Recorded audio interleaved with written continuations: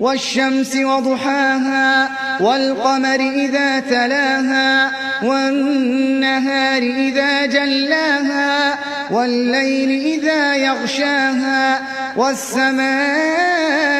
وما بناها والأرض وما طحاها ونفس وما سواها فألهمها فجورها وتقواها قد أفلح من زكاها وقد خاب من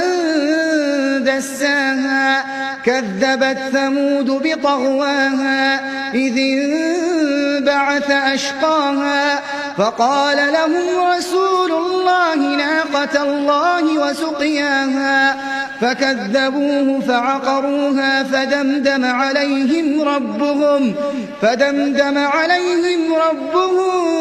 بذنبهم فسواها.